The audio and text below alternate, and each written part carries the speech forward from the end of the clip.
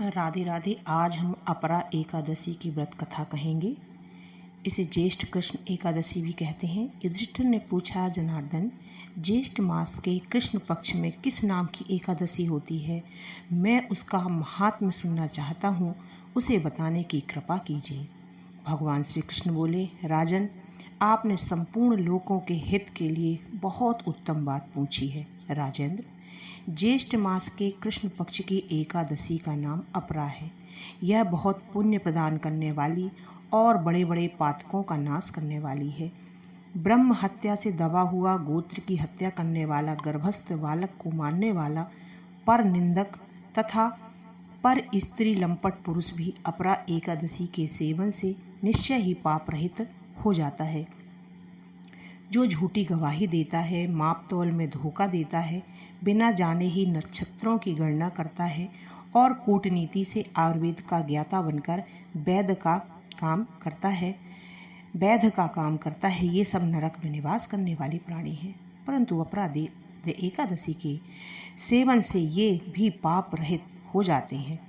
यदि कोई क्षत्रिय अपने छात्र धर्म का परित्याग करके युद्ध से भागता है तो वह क्षत्रियोचित धर्म से भ्रष्ट होने के कारण घोर नरक में पड़ता है।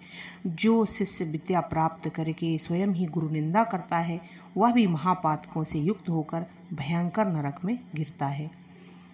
किंतु अपरा एकादशी के सेवन से ऐसे मनुष्य भी सद्गति को प्राप्त होते हैं।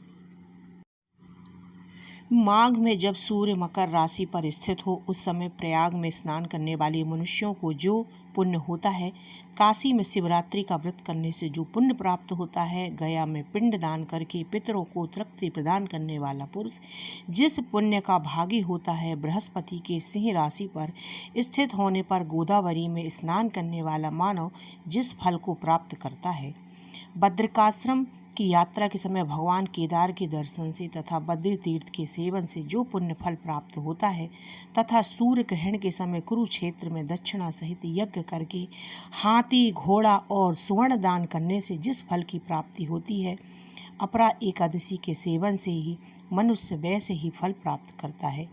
अपरा को उपवास करके भगवान वामन की पूजा करने से मनुष्य सब पापों से मुक्त हो जाता है और श्री विष्णु लोक में प्रतिष्ठित होता है। इसको पढ़ने और सुनने से सहस्त्र गोदान का फल मिलता है। बोलो राधे राधे। अपरा एकादशी की जय।